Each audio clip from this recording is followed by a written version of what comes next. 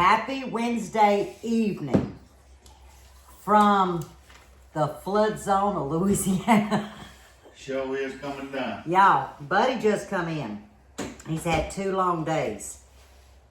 It started raining about 8:30. It'd come, it'd go, come and go. And finally this afternoon, it has not stopped. We're under flood warnings. It's, we can't take any more water. But this is our first Q&A. I had asked you guys on a community post if y'all had any questions. Because a lot of times in just the normal comments, I'll get a question or two that's really not relevant to the video that the question was put under. And I said, you know what? I see a lot of people doing Q&As. So I thought, maybe that's popular right now. Well, sure enough, it is. And I said, well, buddy, let's participate in that. You think anybody got any questions? He said, well, if they don't, you probably do. She got a lot of them. So I ended up with, I think, 10. And we're going to get to those because this was actually under that post that I did. And I'm going to go in line to how I read them. And I'm going to try not to butcher some of y'all's names. Forgive me if I do. But it's kind of like a get to know us in a couple of questions, but mainly gardening to canning to all sorts of things. And that's what I was hoping for. So my friends, y'all did us well. So not to make it too long, the easiest one is Miss Stephanie. And she said, without getting too personal, a little glimpse to how and when we met, the early years of Miss Lippy. Well, Miss Stephanie, I'm not going to be able to answer that all right now because your question actually is coming on the heels of this weekend's vlog. Our anniversary is Monday, June the 16th. So our vlog for the weekend is going to surround that. But what I can tell you is, because I don't want to give it away, so I'm sure that you'll get all of your answers and then some, because you didn't know that that was what we had planned for this weekend. But I will say that it was on a Friday night, and it was an old rock and roll group that I knew from years back. Buddy had known of them. He traveled the circuit of dancing and stuff. So he was there to see the concert, and I was asked personally to train young ladies, waitresses. So I said, okay, I needed, the extra cash, single parent, and so I said, sure. So I went, and the first customer, and the girls were all nervous. I said, okay, I'm going to go and approach the customer, and I'm going to show you how you act, what you do as a waitress, so forth. So I went, and I had the little tray with me. So I wonder if all the rest of them ended up the same way. I don't know. And I asked him, I said, what can I get you, sir? And he said, a Coke. And I was kind of taken back. And he knew that. And he says, I'm driving. Well, I was impressed. So I took off and I got his Coke, and I come back and he tipped his hat and he laid a $5 bill down. And I said, no. I said, you're driving. I thought maybe he was a DD. He said, no. And he tipped his hat again. I walked away and I thought, oh, wow, he's got manners. He's good looking. Well, then I saw him on the dance floor and I was like, hot dog. Been costing me ever And since. I'm leaving it right there, Miss Stephanie. I'm leaving you hanging because this weekend's going to bring it all together in reference to early years of Miss Lippy. Okay. Now, this is the name I was concerned about. Redith Hall. I hope I'm saying it right. I believe it is. Okay. What do you feed your plants from start to finish? This was quite a few questions. What brand of fertilizer? Okay, we'll start with that because they kind of all go together. what I feed my plants from start to finish. On the onset, I will feed them a 10-0-0. When they start showing their true leaves, I'm going to focus on nitrogen. Once I see the second and little third, I'm going to back down on the nitrogen, and I will do more or less a 10-10-10, okay? Equal NPK. You'll find, Miss Rita, that I am a very simple gardener. I don't get too in-depth. But as my plants get to growing, and I get them out in the pots, if it's in your beds, whatever your plant will permanently sit in to feed you, I get off the nitrogen and I go to 0-10-10. And I do that because I'm not looking for green foliage at this point. I've done given it its nitrogen. It's done come up some. But now the next step is you need blooms, because with blooms brings you fruit. So I concentrate on the phosphorus. So we're 0 on the nitrogen, now we're at the 10 for the phosphorus. As I'm feeding it the phosphorus, I also have to give it its centrum vitamin. That would be your potash, your potassium.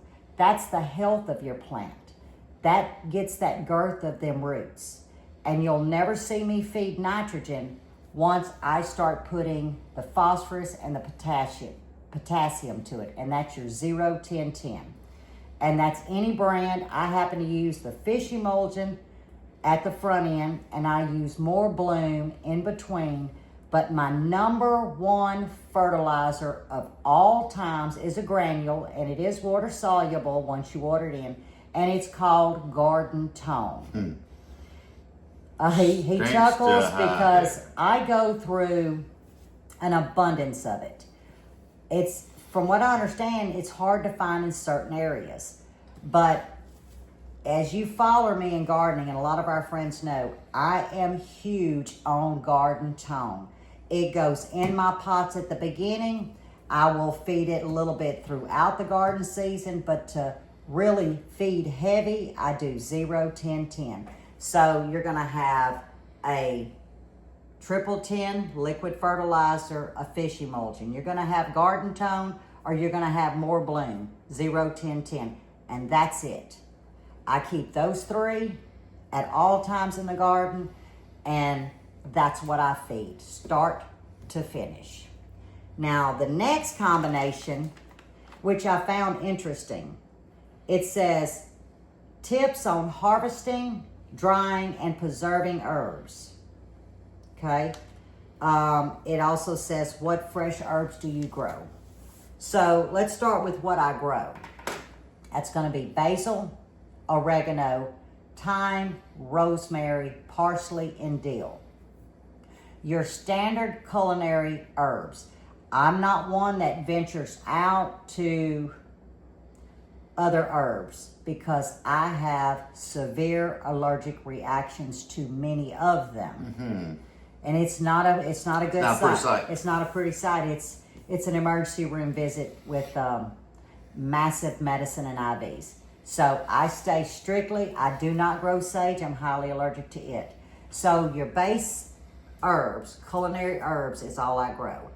And how I dry them, and I'm going to insert a picture. So I'll pause and I'm going to insert. And then in the description, I will give you a link. This was gifted to me. It is an air dryer. It is, you can get it in 2-tier, 3-tier. I have a 4-tier that was gifted. I have it hung in my sugar shack, my business. And let me tell you what, that has dried my herbs perfectly. I mean, perfectly. And it's less than, I think, 15 bucks.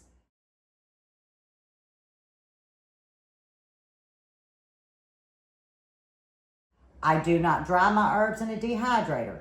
A lot of people do. The reason why I don't is because I'm trying to preserve as much benefits of those herbs as I can. When you put heat to herbs, you lose 50% of benefits. So that's why I don't use a dehydrator. Before I had this, Buddy made me a big wooden post and he glued clothespins. And I'd take my herbs and I would put them on the The clothespins. twig, the whole stems and all. Yeah. Or he had me a string in the laundry room and I would clip them like that. So I'm going to put it in the description. If you're looking to dry herbs, girl, this is the way to go. Phenomenal, whoever invented it, and a very good friend gifted it to me. So I'll put that in the description. Okay, Miss Rita, you went on to say tips on canning tomatoes, crushed or juice or whole. I do not do tomato juice. He likes tomato juice, but we both have severe stomach issues with tomato juice.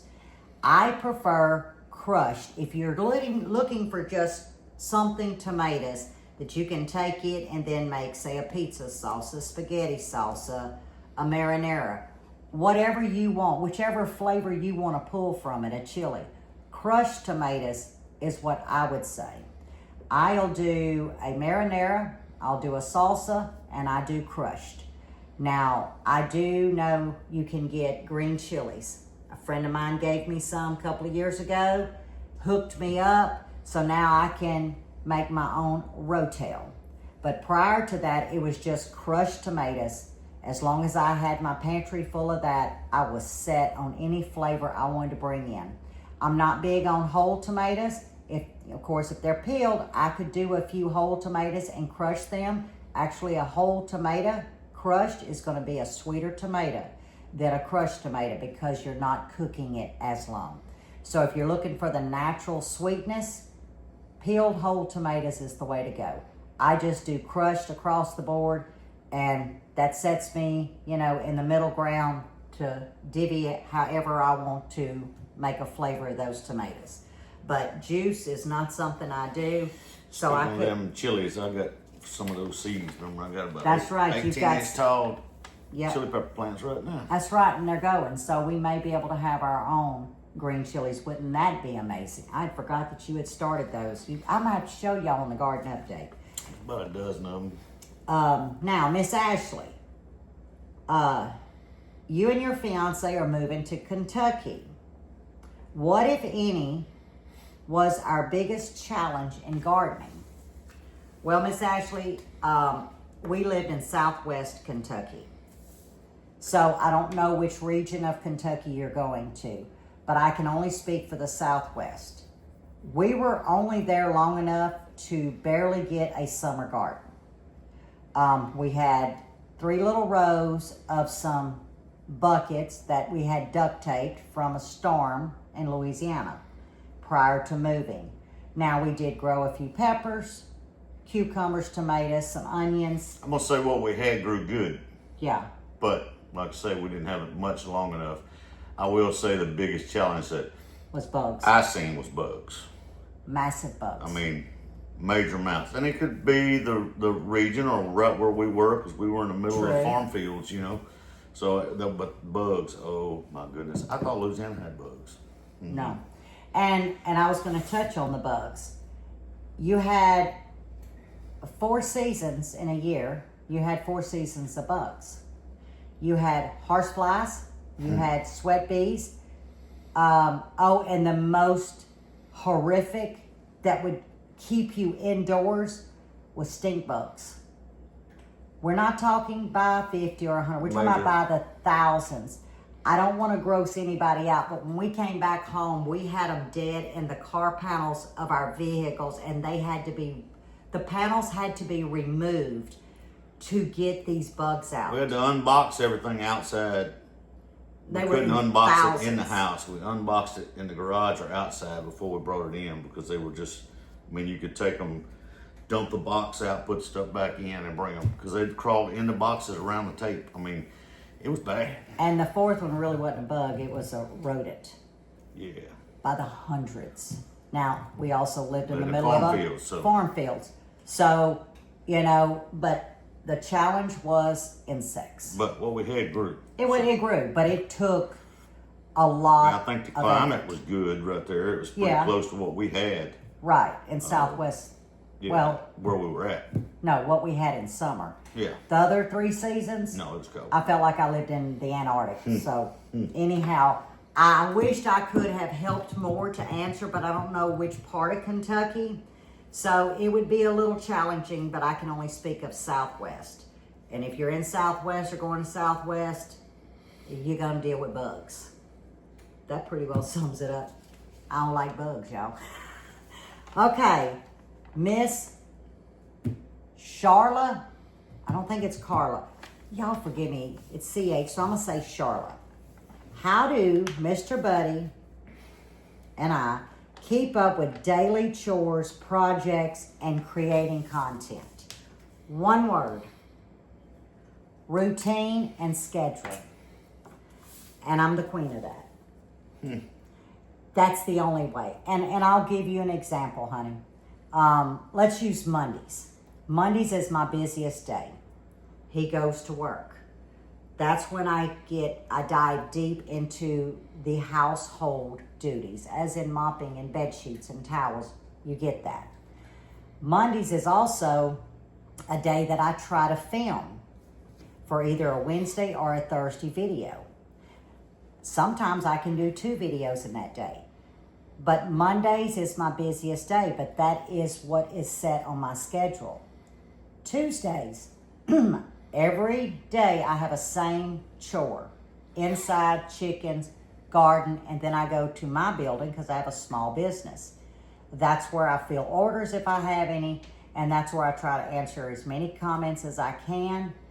And that's set on Tuesdays, and I video if I haven't videoed too on Monday. Then I am set for our Wednesday content going out and our Thursday. Now throughout that week, he's working, he's coming in, he's doing his chores in the evenings, depending on what time he comes in. But that's how I have to do it. I have to be very strict on schedule. I have certain days that I do things, because if not, I could never get anything done. And I'm very strict on a schedule and on a routine. Would you say that? Yeah, I would. Because by 6:45, the bed's made. And I'm pretty well done on one part of the house, and I'm outside tending to chickens. I mean, it literally is by clockwork, isn't it? Yeah, you can pretty much set your clock. To what I've got to do. And that's the only way That's I can not do it. with me. No. I can promise you. No. No. No. That's me. I go with the flow. He does. He can go with the flow. He can say, do you want Whatever's to... next and important, I grab it and move with it. Yeah. He If says, not, you want to go to town? I'm like, I'll get the next thing. okay, it's this. So that's how it gets done. So, and then the weekend vlogs, they may start on a Friday to a Sunday, a Saturday or a Sunday. And those are not scheduled. Well, none of my content is.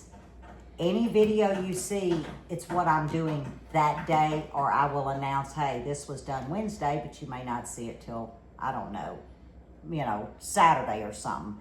But I do not prepare content. On the weekends, I try to do gardening updates every weekend, but whatever we're doing, I just capture. I have never scheduled a video except this one today. And this is what, June 11th? Mm-hmm. You know how much I knew about it? We passed, and she said, hey, we're doing a Q&A. I said, oh, okay. And so then I found out about 10 minutes ago. Yeah. So it's nothing planned, I No, promise you. but this actually was planned because I asked you guys. So the first time in all the years of me doing YouTube, this was a planned video. And this You got weekend... it wrote down? Yeah, I have it. All right. Miss Jen, was I ever stopped by an officer while driving and filming a chit chat? No, but needed to be. The law says hands-free, and I'm hands-free. And no, and I've had a couple pass me and just look at me, because usually they're looking at me like she's under the speed limit. I'll tell y'all this. The last time we come in the driveway with me in the passenger seat, I opened the door and I said, sweet baby Jesus, thank you, Lord, for letting us land right here. I won't ever do it again, Lord. I learned from my lessons. I'm not getting back in the car with her driving. Yeah, nobody's ever And it's told not me. fast. No, that's the problem. It's slow, But everybody is the problem. Well, they know that. If they They've been move with, just a they've little been bit. with me in the chit Oh, they chat try to car run me over. rides. I'm like, oh, easy. But no, I've never been pulled over. I've been waved at, and it's hands free.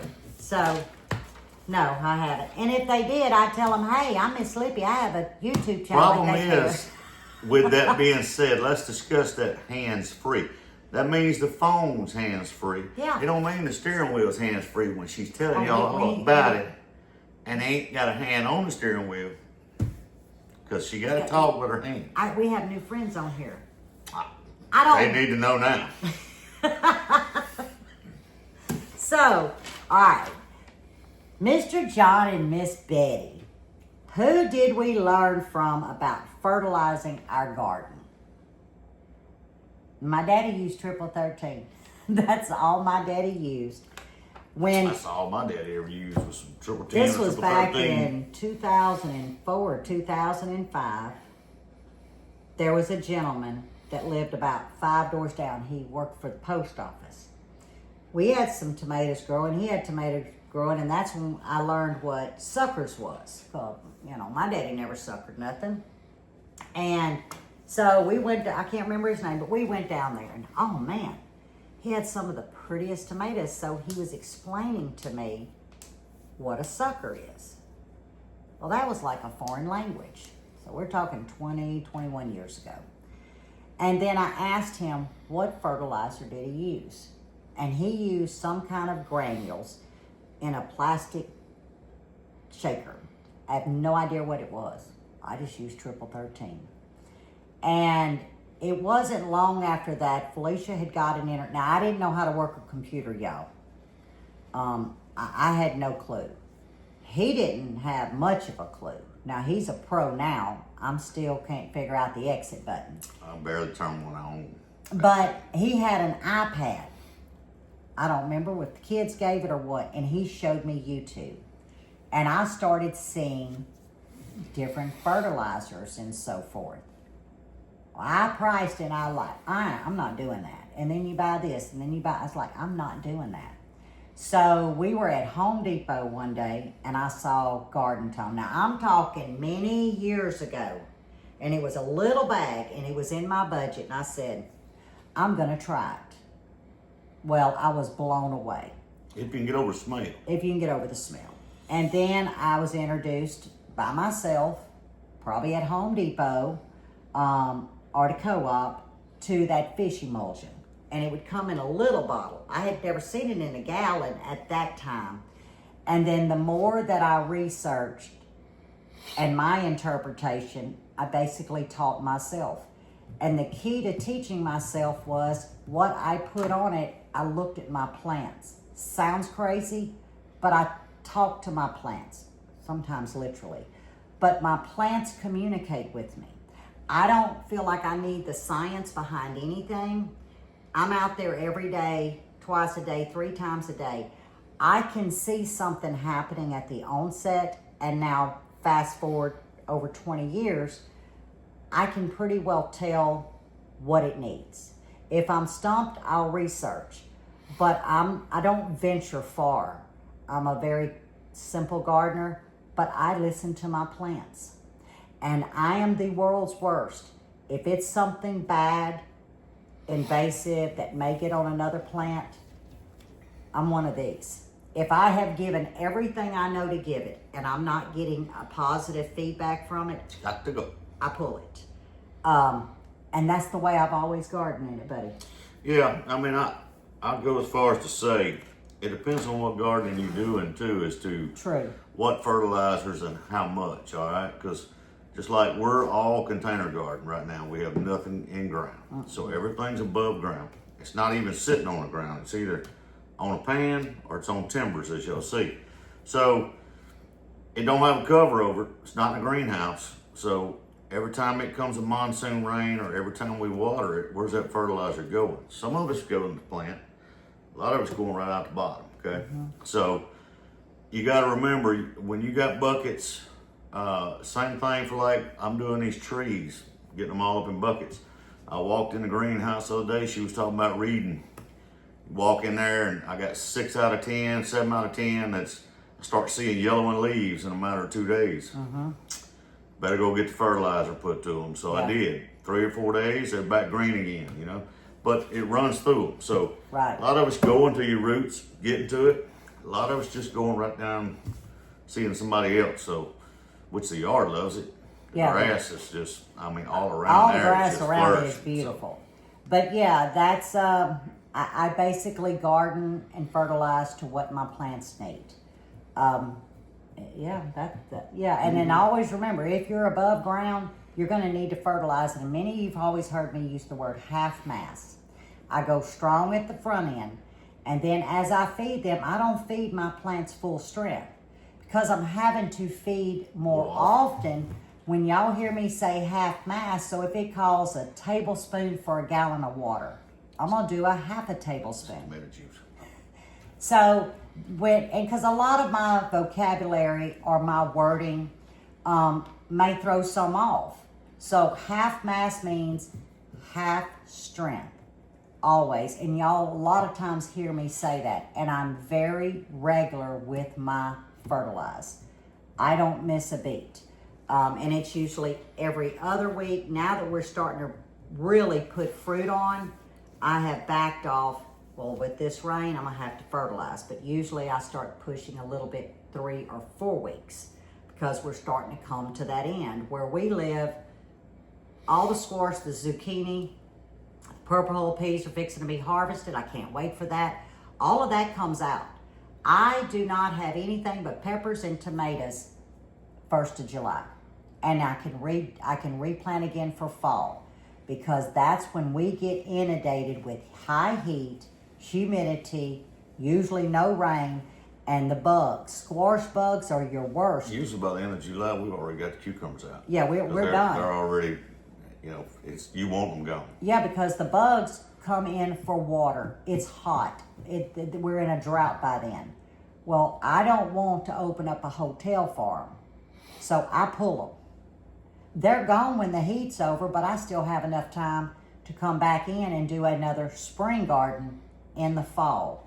So that's how I fertilize. And I love that question. I don't know, was it Mr. John or Miss Betty? Which one was it of y'all? Okay, Miss Gina. I loved this one. What's the best way to cook okra so it's not slimy? Well, you asked for cooking, but you can freeze your okra. That will cut down on the slime. But if you soak your okra in a little bit of a vinegar solution, that'll cut the slime. I cook my okra, depending on the amount I have, I cook mine down because I use it in okra and tomatoes, gumbos, okra gumbo, if you like that. But you will cook it low and slow with a little vinegar. If you're wanting to just go from fresh to cooked without the slime, fry it. So in order to get the slime out, you're gonna have to immediately fry it, or if you wanna stew it down, add you just a little bit of white vinegar, it'll cut the slime, or you can just put it in the freezer till you're ready to use it. And that usually cuts about 60-70% of the slime. And then if you go to the fryer, there's none in it. But you can't just go from okra to a pot like okra and tomatoes and expect that slime to go away. You're gonna have to add a little bit of vinegar, not to where you taste, just a couple of drops, and it'll take care of that slime. But I loved that because I got a cooking question. Mr. Eric, this will be for you, bud. What is our next project that we would like to undertake? Oh, there's so many, but what's the next one we're gonna do? The next major one we're gonna do, well, it ain't a major. The next major one we're gonna do is gonna be the back porch. That's the next major one. What are we missing? But we've got a couple that we're gonna, I need to get some more 2x6s. We got a lot of the stuff. I've got the 10, I've got the post, I gotta pick up some 2x6s and 1x4s for the lats and some insulation. And okay. It's a matter so that'll of probably be the fall. Getting up there and doing it. So, yeah, as hot as it is now, it'll probably be the fall. We'll tear it off.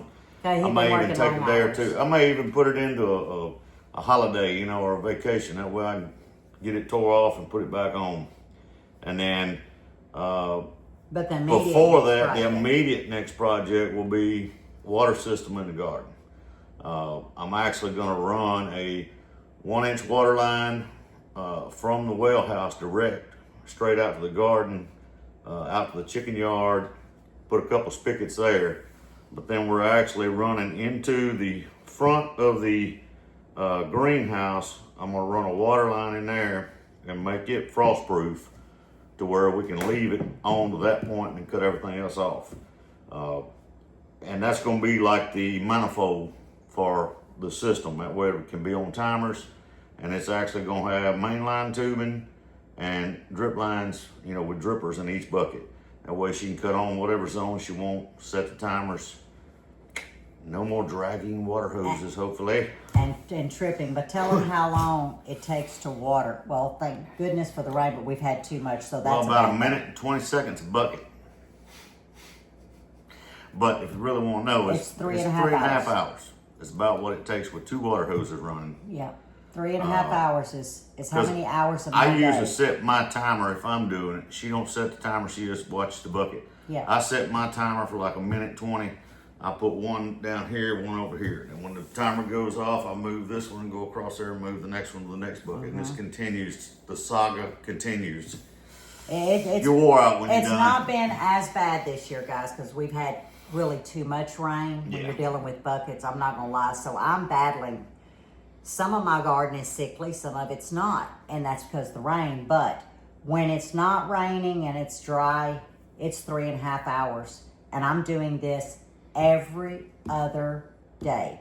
There was one week we had to do it 2 days You in a gotta row. remember, a bucket don't hold no water. That's right. I mean, So you got what, 1 inch in the bottom? If that's the way you drilled your holes. If you get too much water in the bottom, it's gonna hold it, it's gonna rot your roots. So I'd rather have to water it than have rotted roots. exactly. So yeah, that's and I'm excited. And the way we've been having rain, well, it'd be rotted roots. It would be right now. rotted, yeah. So, and the last question, I hope it's not last indefinite, because below this video, if y'all have more questions, please leave them, and we'll do another Q&A. And I'm gonna make a whole playlist of just questions and answers. This is Miss Melissa, and you know who that one is. Mm-hmm. Okay. Why do tomatoes get blossom end rot on some tomatoes and not all of them on the same plant? That's an easy question, because I'm actually dealing with that on my Romas. Okay, you're mainly gonna find this in your indeterminate tomatoes. The reason why you have blossom end rot, and it's usually gonna be carried to the outside, is because where it's pulling its calcium nitrate, some people use Epsom salt, whatever you're using to prevent blossom end rot, the main shaft of your tomato plant is what's going to take the most of it. It's going to be stingy. Well, when you have an indeterminate and you're not suckering it, and you've got all these feeders going out, they're the ones that suffer because that main stalk has taken up what it needs. And whatever residual is all your outside branches get. And I'll try to make a mental note and show you, especially on those Romas, the blossom end rot, and of course Romas are known for that. I said I'd never plant them, but I planted them again this year, but I won't no more. Anyhow, that's where mine's suffering. But if I take the main shaft of that Roma, I don't have any blossom end rot. On a determinate, you're less likely, but you can have that. That's because you're not giving it enough preventative, whatever method you're using. I use calcium nitrate. We buy it by the 50-pound bags at the co-op for $30. You It's buy the only those. way to buy it. You buy those little bags. You're spending. That's $16 Is it? Yeah, for 4 16. pounds, I think it is. Yeah. And this will last me for quite a few years. But when I put the calcium nitrate at the onset of my plant, I'm heavy-handed. Then I come back with some soil to make a barrier. But that's why if you're seeing it on the plant, but it's only certain ones, it's because if you follow that vein, that arm of that tomato, it's going to be one of them shooters that come off. Same as a determinate, but like I said, it's less likely because it's one of those come one time, produce, and that's it. It's your indeterminates that you'll find has more blossom end rot. So I hope I was able to answer that, because that's really why you see it like that. No, I was saving that one for last. It's all you, girl. Miss Shauna. Tell it like it is. What fertilizer do we use on our sweet potatoes and how often? Triple 13. That's what I use when I plant. Matter of fact, I've got 50 or 60 out there going. Triple 13 on the onset. But I don't put it where I plant it. I do mine in a side, like I'm side dressing. The next round is the 3rd week that they've been in the ground. Half mass, meaning you just want to give them a little taste. On the 6th week, I will feed again, half mass, and I shut it off. And I don't feed no more. Just that simple. Triple 13. I've never used anything else, and it works. But on the onset, you side dress, and you still side dress on your 3rd week and your 6th week. You're only giving them a little taste, because you can burn them. Triple 13 can burn your plants. So I go about 2 to 3 inches away from the plant. I make a little trench. I sprinkle my triple 13 and I cover it up. Plant goes in the center. So when I'm watering in that trench, it's kind of coming down, but it's not on the plant. And that's all I use, darling. Triple 13. You don't use nothing. Well, no, I do this, so. I mean, I just use, for Triple 13. For years, all I used was 888, 1010, triple 13. But triple 13 is triple 13 easy is probably to find the easiest here. to find. Yeah, because some areas have And triple as long as you don't put it 15 right on the roots, you ain't gonna burn it. Yeah, triple 10, but triple 13 is the most popular one available in our area. And that's all that I use. But I love the questions. We kind of went around the world, and that's what I love so much. But Miss Stephanie, I'm sorry, but stay tuned for Monday's weekend vlog video, because it always comes out on Mondays. And I hope all of y'all enjoy it. I'm looking forward to it. It's in celebration of our anniversary, but it's going to get down to Miss Lippy and how it all became with Mr. Buddy. So as always, stay safe, stay well, and God bless. And we'll see you guys on Monday, June the 16th, our anniversary. Till the next one, y'all. Y'all be good.